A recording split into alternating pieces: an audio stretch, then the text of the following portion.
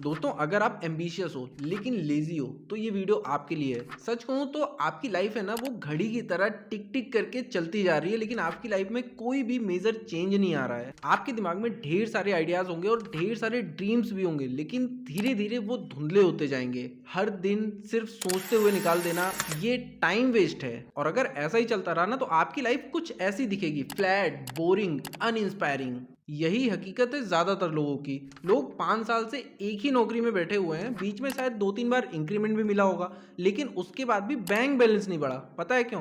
क्योंकि आप जितना कमाते हो उतना खर्च भी कर देते हो। और ये साइकिल इतनी नॉर्मल लगने लगती है ना आपको कि फिर कोई सवाल भी नहीं करता इस पे। पर सुनो, अगर आप 2-3 साल से ऐसी लाइफस्टाइल जी रहे हो तो घबराने की जरूरत नहीं है, ये हमेशा नहीं रहेगा। मैं मानता हूं कि आप लेजी नहीं हो, आप एक ऐसे सिस्टम में फंसे हुए हो जो एक ही जगह घूमते रहने के लिए डिजाइन किया गया है। आज मैं आपको 5 स्टेप प्लान बताने वाला हूं, जिससे आप इस ट्रैप से बाहर भी निकल सकते हो और अपनी लाइफ को एक नेक्स्ट लेवल पर लेके जा सकते हो। तो चलिए वीडियो को शुरू करते हैं, क्योंकि जानकारी जरूरी है।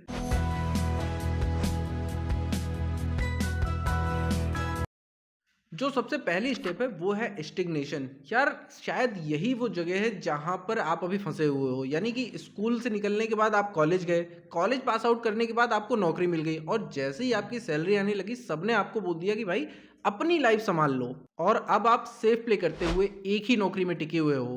Zero risk, zero excitement. अगर आप यहाँ ज्यादा देर रुके ना तो आप कर्ज के गुलाम बन जाओगे, और जितना कमाओगे उतना खर्च कर दोगे। आपको पता है, भारत का नेशनल डेब्ट 31 मार्च 2024 तक 168 लाख करोड़ था, और ये हर सेकंड बढ़ रहा है। और 31 मार्च 2025 तक ये 181 लाख करोड़ होने वाला है। लोग कम घर, कम गाड़ियां और कम लग्जरी खरीद रहे हैं, और सब कुछ रेंट पर लेने का ट्रेंड जो है ना वो बढ़ता चला जा रहा है। और ये सब यूं ही नहीं हो रहा है। आपने ग्रेट रीसेट का नाम सुना होगा।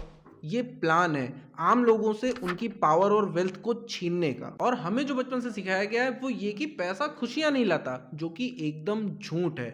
Actually money equal to freedom, and freedom equal to happiness. तो भाई, अगर आप भी इस स्टेज में हो ना, सो वेक अप। खर्चों पर कंट्रोल करो, ट्रैक करो कि आपका पैसा कहाँ जा रहा है, और थोड़ा थोड़ा सेव करना शुरू करो। दूसरी जो स्टेज है वो है इग्निशन स्टेज। ये वो स्टेज है ना जब आप अपनी जिंदगी में रियल चेंजेस लाना शुरू करते हो। लेकिन एक बात ध्यान रखिए, ये बिल्कुल भी आसान नहीं होने वाला। इसमें सबसे पहला जो चैलेंज आता है ना वो है आपके दोस्त। हाँ, वही दोस्त जो आपकी ग्रोथ को देखकर अनकंफर्ट हो जाते हैं। ये आपको बढ़ता हुआ नहीं देख सकते, ये आपको नीचे खींचने की कोशिश करते हैं। आपने ध्यान दिया होगा कि जब भी आप कोई अचीवमेंट अपने दोस्तों को बताते हैं तो वो इस पर खुश होने की बजाय वो अपनी बातें शुरू कर देंगे। दूसरा जो चैलेंज आपके सामने आएगा वो है इन्फ्लेशन। यानी कि पैसा जब आप अपने बैंक में रखोगे, सेविंग अकाउंट में रखोगे, तब आपका पैसा जो है ना उसकी वैल्यू कम होती जाएगी। मान लीजिए आपने 1 लाख रुपए रखे हैं, तो अगले 10 साल में उनकी वैल्यू 50,000 ही रह जाएगी। यानी कि अगर आप 1 लाख रुपए, पैसे वही रहेंगे 1 लाख रुपए, लेकिन उनकी बाइंग पावर कम हो जाएगी। इसलिए पैसा घर में या फिर बैंक में रखने के बजाय उसको कहीं अच्छी जगह पर इन्वेस्ट कीजिए, जहां से आपको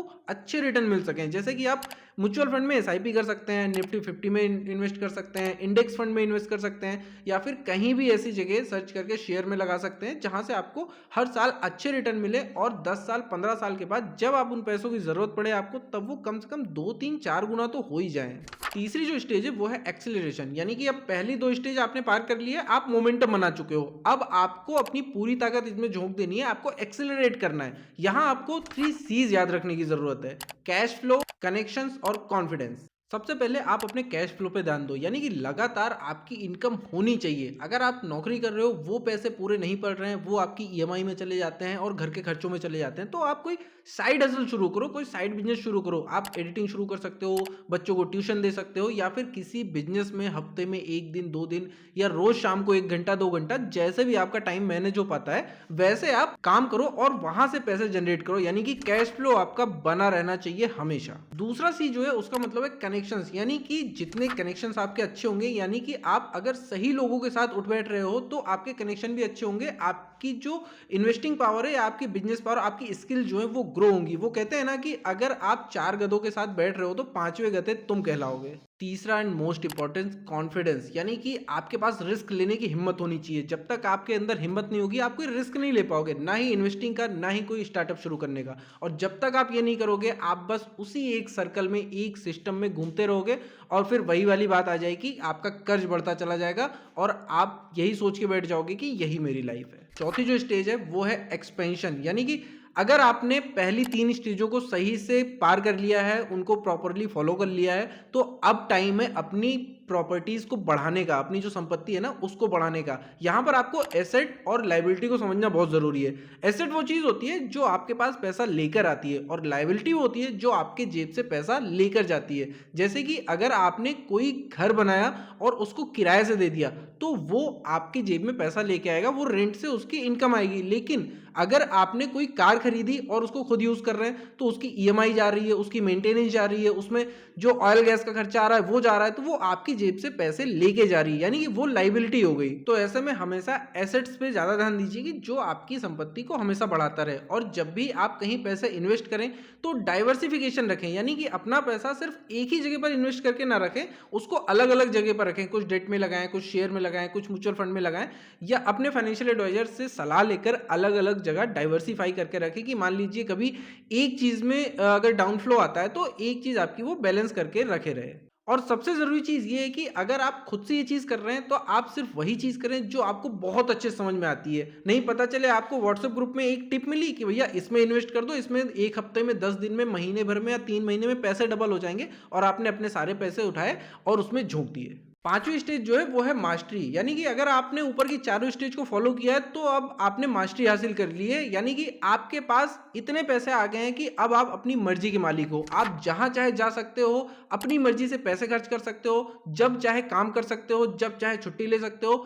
कुल मिला के आप अपने टाइम के, अपने पैसों के खुद मालिक हो। लेकिन इसका मतलब ये नहीं कि आप फ्री बैठ जाओ और बीच में बैठ के कोका कोला पीते रहो। अब टाइम है लीगेसी बनाने का। अब कुछ ऐसा करिए जो आपने सीखा हुआ है वो दूसरों को सिखाइए, दूसरों की मदद करिए। रियल मास्टरी सिर्फ पैसे कमाने की नहीं, दूसरों की जिंदगी बेहतर बनाने की है। तो दोस्तों, ये जो मैंने सारी स्टेजेस बताई हैं ये बिल्कुल भी इजी नहीं होने वाली हैं। इनको फॉलो करने में टाइम लगेगा, आपको थोड़ा टाइम लगेगा, क्योंकि हर अच्छी चीज को बनाने में टाइम लगता है। क्योंकि ये कोई गेट रिच क्विक स्कीम नहीं है, क्योंकि जितनी भी ऐसी स्कीमें होती है ना उसमें फ्रॉड होता है। आप जब भी इन्वेस्ट करते हो ना वो आपके पैसे डूब ही जाते हैं। तो कभी भी ऐसी चीजों के पीछे मत जाइए, एक प्रोसेस को फॉलो कीजिए। ये स्टेजेस को अगर आप फॉलो करेंगे तो डेफिनेटली कुछ सालों के बाद आपके पास पैसे होंगे और आपको इसका असर दिखेगा।